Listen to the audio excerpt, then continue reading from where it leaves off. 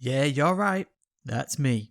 You might be wondering how we got here, being chased by this absolute meta god. Well, it's a long story.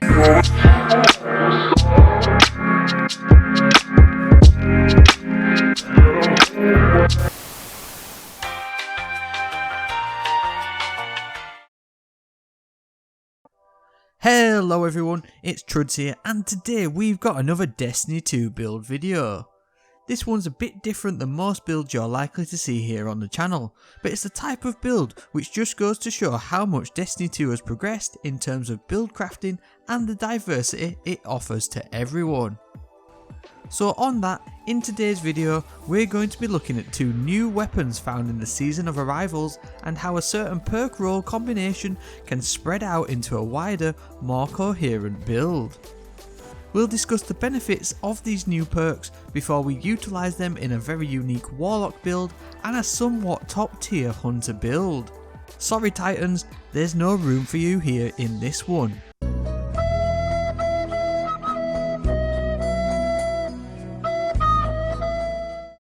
Nonetheless, both builds will set you on your way in both PvE and the Crucible, as we again lean into survivability whilst maintaining a high KD efficiency in all aspects of the game.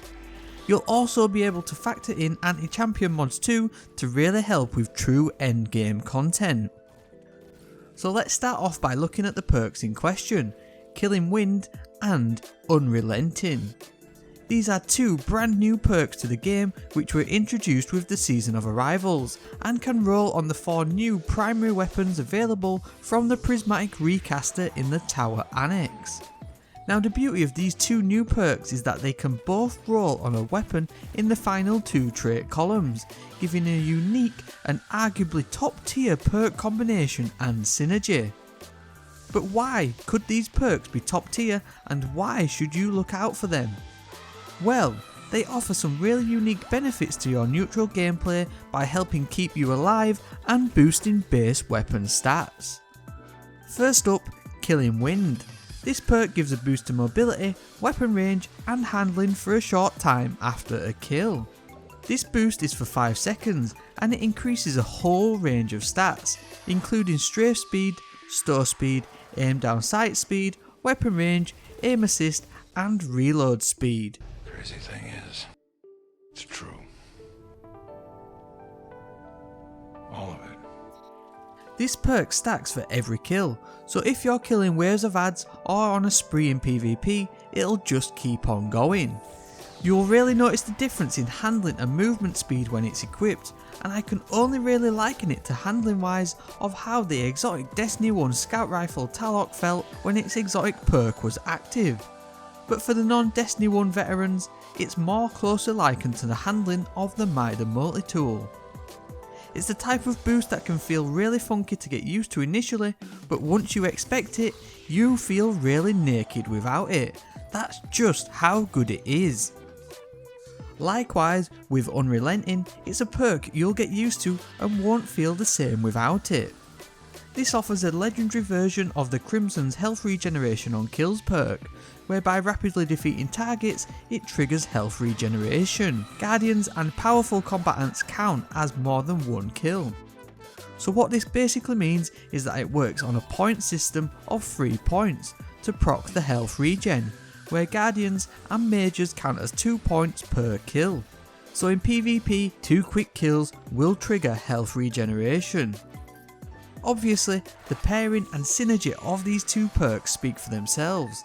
They are a great combination for rolling from encounter to encounter, and on that first kill you get multiple stat boosts from Killing Wind which can help you secure that quick second kill, after which you know you can get your health back thanks to Unrelenting and help you push on to keep that streak going. Ultimately, this was the key to putting this build together, and the two weapons we'll be using here are the new Season Pass offering Cold Denial and the Umbral Engram specific Hollow Words. Cold Denial is a high impact frame pulse rifle which is an archetype that got a huge buff recently, turning it into a great option with a very fast 2 burst time to kill in the Crucible. High impacts are notoriously clunky to handle though, but this one feels remarkably similar to the relentless Trials of the Nine pulse rifle, which is one we touched on in a preview before this season, as it is a top tier option right now, especially in PvP. But when paired with these two perks, it puts Cold Denial in a league of its own. Likewise with Hollow Words, there's nothing too crazy about high impact fusions, but with Erentil getting sunset after this season, this Arrival's offering could be the go-to fusion rifle going forwards. Plus, with these perk options too, it makes it very viable in all endgame content. So now let's look at the builds that are going to go hand in hand with these two weapons and perk combinations. We are starting with the Warlock, because Warlocks master race.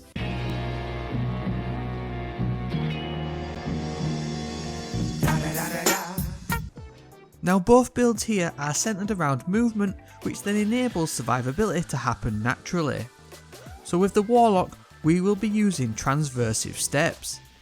This exotic leg armor is incredible and grants you increased sprint speed and also reload your equipped weapons while sprinting thanks to its intrinsic perk, Strange Protractor. Bump the impact of these up with the traction mod, which gives a flat 5 to mobility, as well as a hidden 10, it turns them into exotics you don't ever want to take off. We will also be utilising the bottom tree attunement of flame in this build, and mainly be taking advantage of Phoenix Dive. This perk is very underused in the game right now, mainly due to the flexibility offered by the Icarus Dash perk. But Phoenix Dive fits right into this build we are crafting. You activate this perk in midair by holding the crouch button. This will cause you to descend very quickly, which will give you a huge bump to your health. You can also do this during the Daybreak Super and it'll cause burn damage as well as returning super energy. Like I said, it's a very underrated perk, but it has some huge benefits for the neutral game. It is a rather static animation, but if you use it tactically around corners after engagements, you can make it flow into combat easily, and it can be paired with the Healing Rift to double down on it. Now, as for hunters, we'll be using the exotic helmet, Worm Husk Crown. Now it's not my favourite exotic because it just looks absolutely horrendous, but it is probably the best hunter exotic in the game, mainly thanks to its intrinsic perk, Burning Souls. When you dodge, this gives you a small bump to health and shields. There's nothing small about it though, it's crazy how it'll keep you alive time after time. Now we will also be using the Night Stalker's Way of the Trapper, and mainly for the Vanishing Step dodge ability, which allows you to go invisible whilst dodging. But you also want to make use of the Snare Bomb melee ability, which will disorientate enemies with the Smoke Bomb. Now in both builds we are using the same mods which will impact our mobility, recovery and strength to finish out an incredibly well-rounded setup. Powerful Friends is a must. This Dawn Armor mod costs 4 arc energy and grants a huge plus 20 to mobility as its secondary perk. We'll also be using the new Arrivals mod Radiant Light, which costs 3 arc energy, and it offers a similar plus 20 to strength as its secondary perk.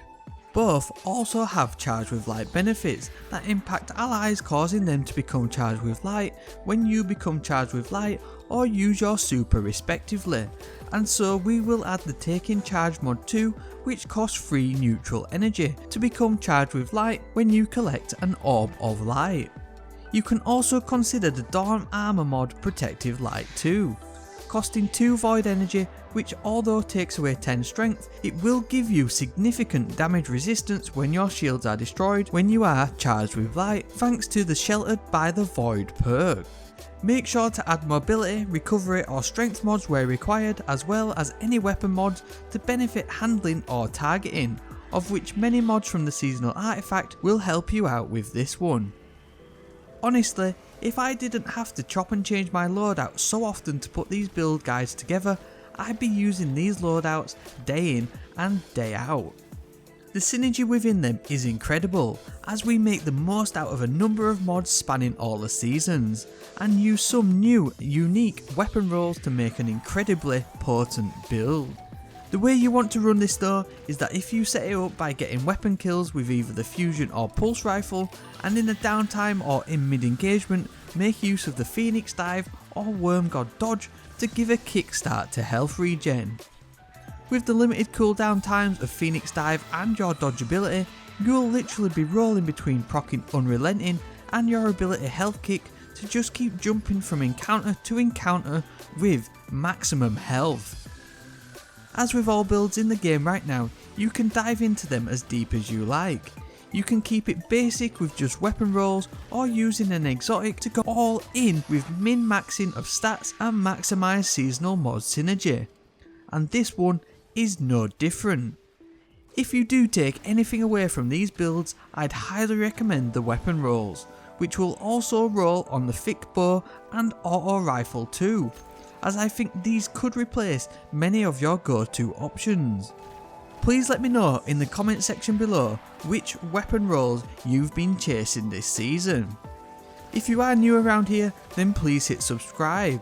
It's a free and easy way to support the channel and the content I make. It'll also help you to stay up to date with the latest builds, with at least 2 builds per week. Also, if you enjoyed the video, a rating down below always helps me out. As always, thank you very much for watching, and I hope to see you next time.